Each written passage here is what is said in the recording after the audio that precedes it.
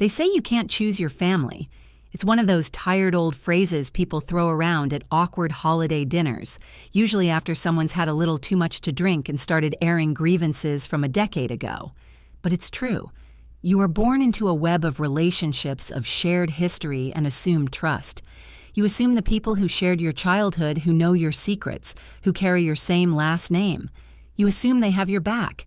You assume they're on your team. I used to believe that, I really did.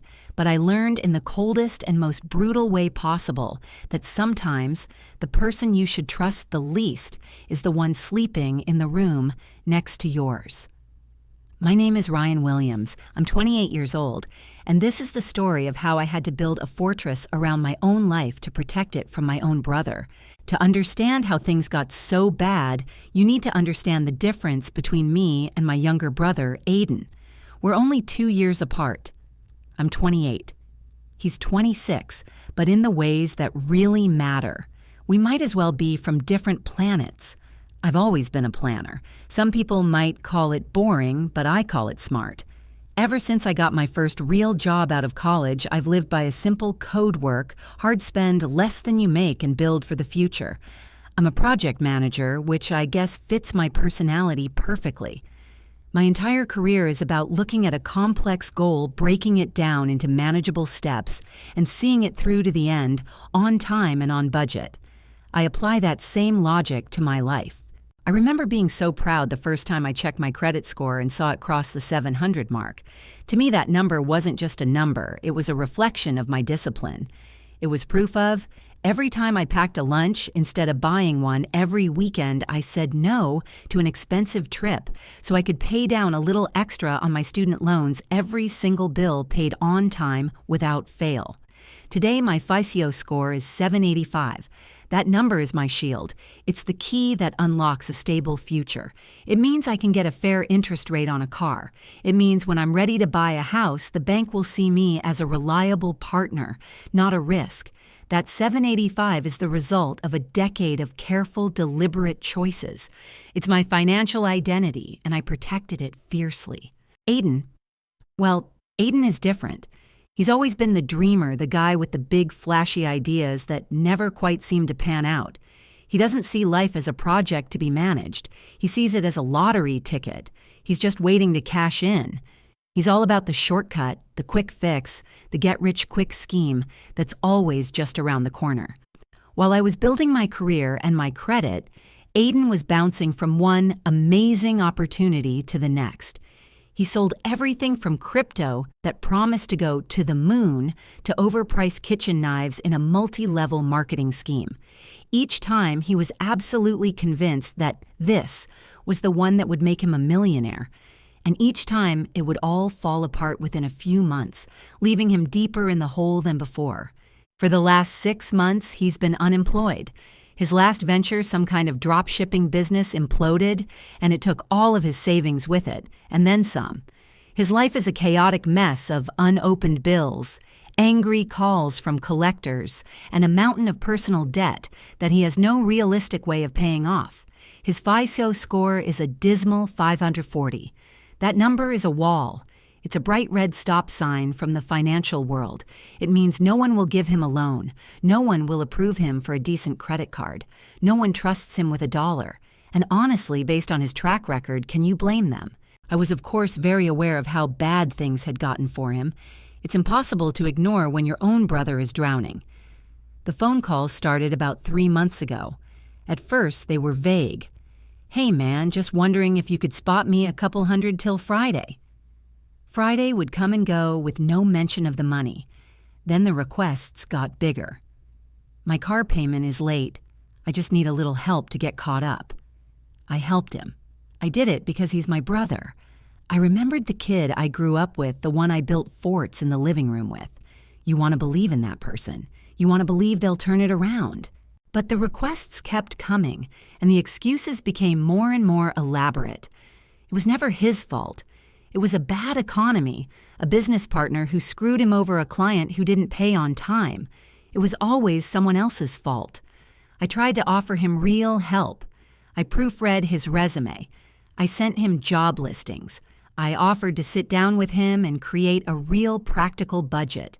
He wasn't interested. He didn't want a fishing pole. He wanted a fish handed to him right now. The last time he called, he asked for a significant amount of money, and I finally had to say no. It was one of the hardest conversations I've ever had.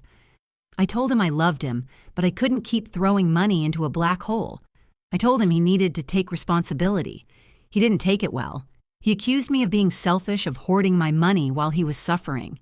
He said I'd forgotten where I came from. The call ended with him hanging up on me. That was about a month ago. After that, there was just silence. I figured he was angry, giving me the cold shoulder. Part of me was relieved. The constant stress of his financial drama was exhausting. I hoped that maybe, just maybe, hitting rock bottom would be the wake-up call he so desperately needed. I thought he was finally forced to confront his own mistakes. I was wrong. He wasn't confronting anything. He was plotting. He was looking for another shortcut. And this time, the shortcut was me. What I couldn't possibly have imagined was that 10 days before my world was turned upside down, my brother Aiden drove to the one place that should have been a sanctuary for both of us, our parents' house, the house we grew up in. He went on a weekday in the middle of the afternoon when he knew my mom and dad would be at work.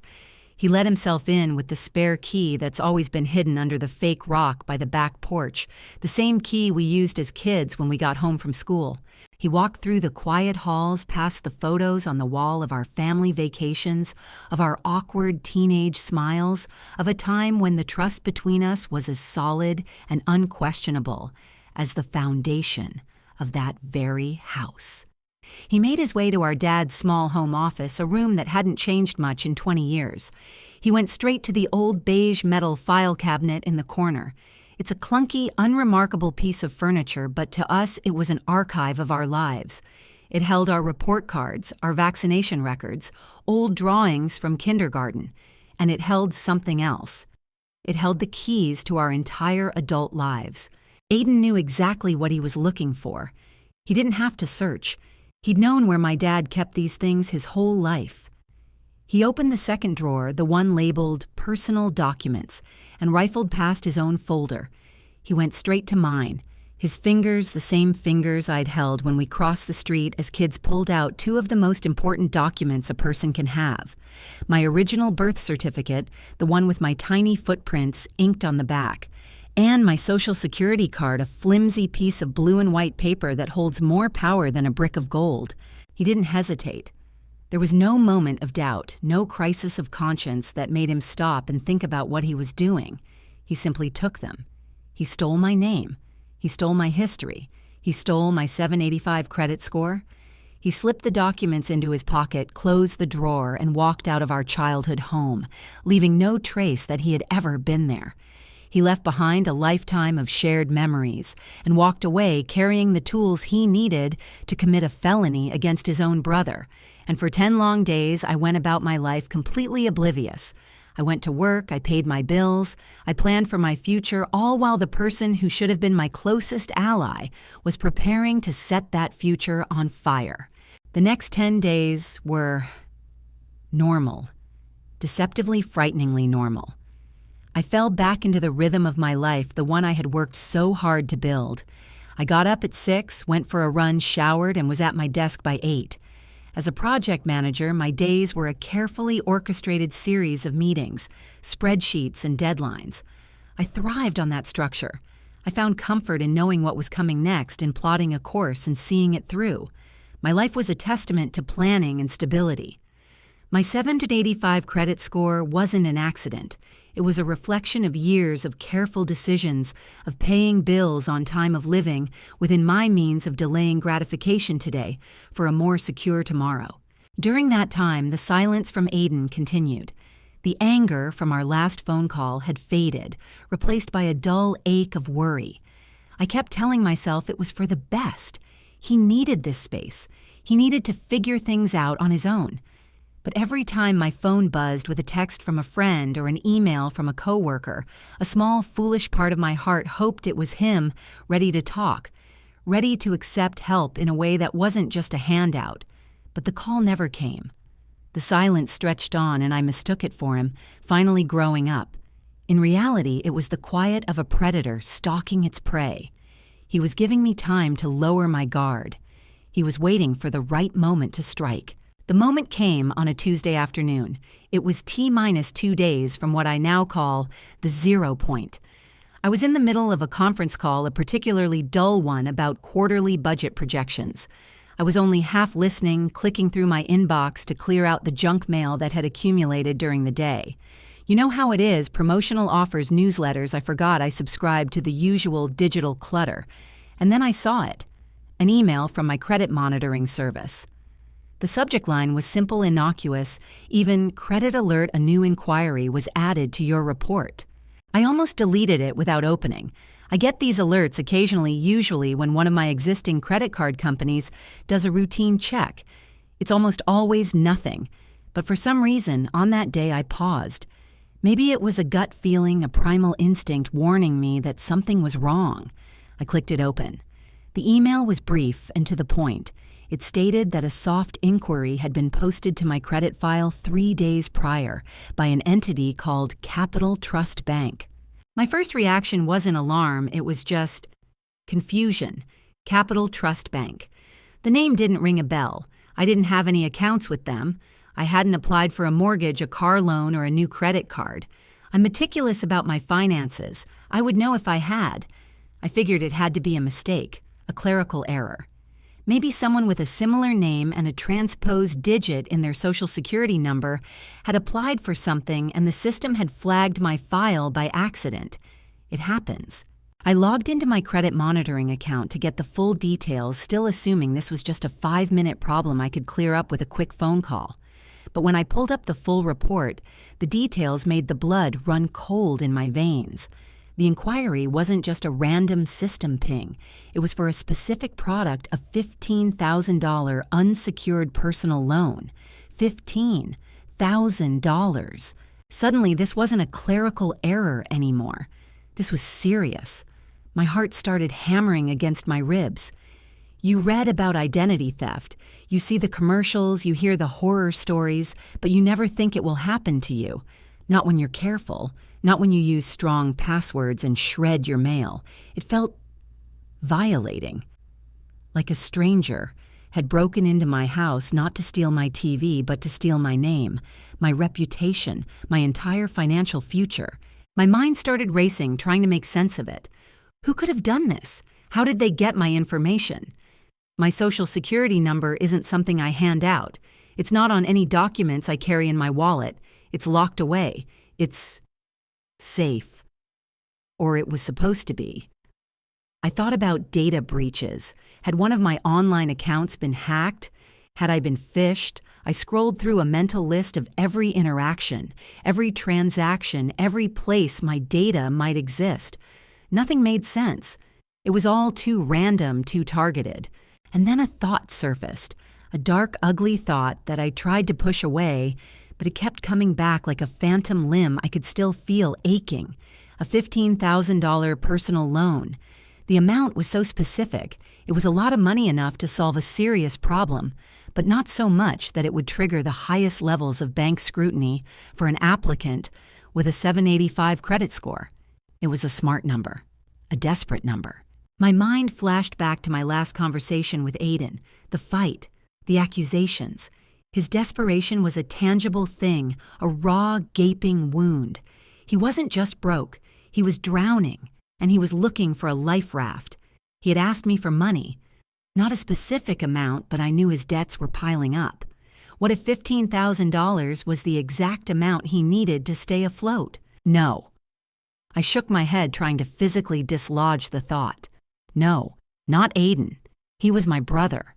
We grew up sharing a room, building forts out of couch cushions, defending each other on the playground. He could be irresponsible, he could be frustrating, but he wasn't a criminal. He wouldn't do this to me. He wouldn't commit a felony against his own family. It was unthinkable. It was impossible. But the more I tried to deny it, the more the pieces clicked into place with a sickening, horrifying logic. Who else knew my personal details? My full name, my date of birth, my address history. A stranger would have to work to get all of that. But my brother. He knew it all by heart. And then the final terrible question: how could anyone get my social security number? I sat there staring at my computer screen, the budget projection meeting a forgotten drone in my headphones. And I remembered. I remembered where my documents were. The old beige file cabinet in our dad's office. The one place I had always considered to be as safe as a bank vault. My birth certificate, my social security card. They were both in there, in a folder with my name on it, in a house that Aiden had a key to, in a cabinet that was never locked, because who would ever think they'd need to lock it against their own son? My breath caught in my throat. I felt a wave of nausea wash over me. It couldn't be. Please don't let it be. I needed to know for sure. I quickly muted myself on the conference call and dialed my mom's number. My hand was shaking so badly I could barely press the screen. She answered on the second ring, her voice cheerful and warm. "Ryan, hi, sweetie. Is everything okay? It's a little unusual for you to call in the middle of a work day." I tried to keep my voice steady to sound casual, but it came out strained and tight. "Hey, Mom. Yeah, everything's fine. Just had a quick weird question. I'm applying for, a new investment account and they need some documents. I can't find my social security card. Do you know if my original is still in the file cabinet in Dad's office?" "Oh, I'm sure it is, honey," she said, her voice full of motherly confidence. "Everything's in there. Let me go check for you right now. I'm just in the kitchen." The next 60 seconds were the longest of my life. I could hear her footsteps on the hardwood floor, the faint squeak of the office door, and then the metallic scrape of the file drawer sliding open. I held my breath, praying, pleading with the universe that she would say, "Yep, right here, safe and sound." I could almost feel the flimsy paper card in its plastic sleeve tucked away neatly in my file. This would all be a misunderstanding, a crazy coincidence. Then her voice came back on the line and all the warmth was gone. It was replaced with confusion. "Ryan, that's strange." "What's strange, Mom?" I asked, my voice barely a whisper. "Well, your folder is here," she said, and I could hear her flipping through papers. "I have your report cards, your baptism certificate, but the other two aren't here. Your birth certificate and your social security card, they're gone." The world went silent. The drone of the conference call, the hum of my computer, the ticking of the clock on the wall, it all faded away into a dull roar in my ears. It was true. He had done it. My 26-year-old brother, my only sibling, had walked into our parents' home, into the heart of our family, and stolen my identity. The betrayal was so profound, so absolute, it felt like a physical blow. It wasn't just about the money or the credit score. He had taken our shared history, our bond, and used it as a weapon against me. He had looked at 30 years of brotherhood and decided it was worth less than $15,000. The hurt was sharp and deep. But then something else kicked in. The project manager. The part of my brain that doesn't panic, that assesses risk, that formulates a plan. The shock and the pain were still there, but they were being pushed aside by a cold, clear wave of anger and determination. Aiden thought he was being clever. He thought he could use my good name, my years of hard work, to bail himself out of his own mess. He thought I would be an easy mark. He thought he could get away with it. He had made a critical error. He had severely, catastrophically underestimated me. He had started a project, and now I was going to finish it. My mom's words hung in the air, cold and heavy. "They're gone." It was the confirmation I dreaded, the final nail in the coffin of my denial. The conference call I was on became a meaningless buzz in my ear. I mumbled an excuse about a bad connection and dropped the call. My mind racing. The hurt was still there, a white-hot poker in my chest, but the project manager in me was already taking over. This was no longer just a family drama. It was a hostile takeover attempt of my life, and I was now in full-on crisis management mode. Phase 1. Damage assessment. The breach was severe. My social security number. The master key to my entire financial identity was in the hands of a desperate, irresponsible person. My brother. He had my date of birth, my address history, everything. He could try to open credit cards, apply for other loans, maybe even file a fraudulent tax return. The potential damage was catastrophic. Phase 2. Containment. I had to build a firewall, and I had to do it immediately. I opened a new browser tab and typed in Equifax. My fingers flew across the keyboard. Create account, verify identity, security questions. Then I found the button I was looking for, place a freeze. I clicked it. A pop-up asked me to confirm. Are you sure you want to freeze your credit? It warned that it would prevent me and anyone else from opening new lines of credit. A grim smile touched my lips. Yes, I said to the empty room. I am absolutely 100% sure. I clicked confirm and a green checkmark appeared. One down. Next, Experian. Same process. Log in, verify, navigate the menus. The website felt clunky, like it was designed in another decade, but I pushed through. Find the security freeze option, click, confirm, checkmark. Two down. Finally, TransUnion. By now I was an expert. I moved through their system with cold efficiency. It was a digital race against my own brother. Every second I wasted was another second he had to potentially ruin the 785 FICO score I had spent a decade carefully building. Log in, verify, freeze, confirm, checkmark, 3 down. Within an hour of my mom's phone call, it was done. I had digitally sealed my financial life inside a vault that only I had the key to. A wave of relief so powerful it almost made my knees weak washed over me. I leaned back in my chair and took my first deep breath in what felt like an eternity. The fortress was built. The perimeter was secure. Now all I had to do was wait for the enemy to walk into the wall he didn't even know was there. That moment came 21 hours later. My phone buzzed. The caller ID showed Aiden's name. For a second, I considered not answering, but my curiosity, my need to see this through was too strong. I swiped to accept the call and put it on speaker. Hey, I said, keeping my voice as neutral and level as I possibly could. Ryan, hey man. His voice was unnervingly cheerful, laced with an arrogant confidence that made my stomach turn. This was the voice of someone who thought he had just pulled off the perfect crime. Listen, I can't talk long, but I wanted to give you some good news. I played along. Oh yeah, what's that?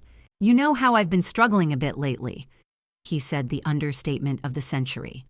Well, that's all about to be over. I've got a big meeting tomorrow morning, 9 a.m. It's going to solve all my problems, all of them. My heart was pounding, but my voice remained calm. A meeting? What kind of meeting? Just a business thing, he said evasively. At the Capital Trust Bank branch over on Market Street. Don't worry about the details. Just know that by this time tomorrow, your little brother's going to be back on his feet. Big time. He was bragging.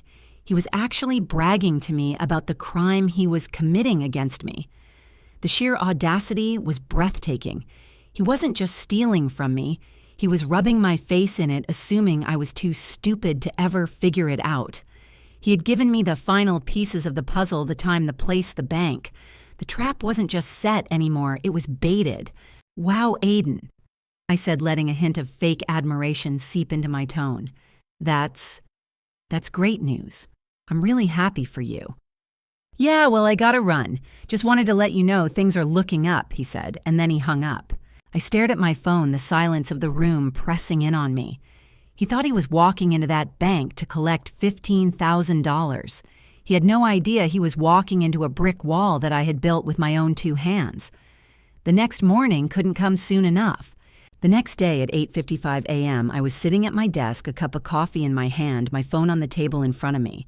I wasn't working. I was just watching the clock. I pictured Aiden walking into the Capital Trust Bank. He'd be wearing his one good shirt, trying to look responsible.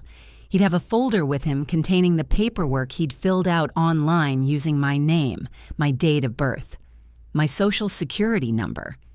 He'd feel a surge of confidence as he sat down across from the loan officer, a man or woman who would greet him with a professional smile, completely unaware of the fraud about to unfold. I imagined the small talk. The loan officer would pull up the application on their computer. "Okay, Mr. Williams," they'd say. "Everything looks to be in order here. A $15,000 personal loan. You have an excellent credit history." Aiden would nod, a smug little smile on his face, feeling the victory so close he could taste it. Then the loan officer would click the button to run the final hard credit pull. And that's when it would happen. A red flag, a warning message on the screen. Access denied. Credit file is frozen.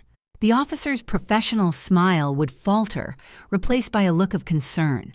They would see the fraud alert protocols flashing on their monitor. They would look at my brother sitting there expectantly and then back at the screen. My phone rang at 9:07 a.m. The caller ID was an unknown number, but the area code was local. This was it. I let it ring one more time, took a slow, steadying breath, and answered. "Hello. Good morning," a polite professional voice said on the other end. "I'm calling from Capital Trust Bank. May I please speak with Ryan Williams?" "This is he," I said, my voice as calm as a frozen lake. "Mr. Williams, my name is Sarah. I'm a loan officer at the Market Street branch. I'm calling to verify an application. We have you here in our office applying for a $15,000 personal loan. Can you confirm that is correct?" I savored the moment. This single sentence held all the power. I could hear the faint, muffled sound of someone talking in the background on her end. It had to be Aiden trying to figure out what was going on. "Sarah," I said, my voice clear and firm, "I can confirm that my name is Ryan Williams. And I can also confirm that I am 28 years old, my FICO score is 785, and I am currently sitting in my own home office 50 miles away from your bank. I have absolutely not applied for any loan, and I did not authorize anyone to do so on my behalf." There was a moment of stunned silence on the other end. I heard a sharp intake of breath. Then Sarah's voice came back all business. "Thank you for clarifying, Mr. Williams. I understand completely. We will be denying this application immediately on the grounds of suspected identity theft. I appreciate you taking the time to verify this." "Not a problem," I said. "Thank you for your diligence." I hung up the phone and stared out the window. It was over. I can only imagine what happened in that office after the call ended. Sarah, the loan officer, would have hung up her phone and turned to face my brother. The professional smile would be gone, replaced by a cold, serious expression.